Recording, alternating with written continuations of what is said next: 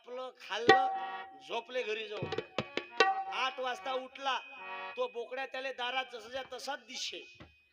बायकोले म्हणे मायच्या शपथ म्हणे सुमन म्या याला नेलं म्हणे कापलं म्हणे हे बोकड्या भूत बनून आला म्हणे काल अमावस्या होती तो.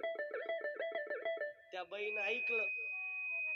त्यानं त्या हातात होती झाडणी त्यानं अशी उलटी केली आणि ठोकणं चालू केलं. ते म्हणे हेंबाडी खरंच सांगून राहिलो म्हणे मी या बोकड्याले तो या चोरून रात्री 12 वाजता नेलं कापलं खाल्लं म्हणे आम्ही. ते म्हणे बोकड्या जाऊ दे तिकडं.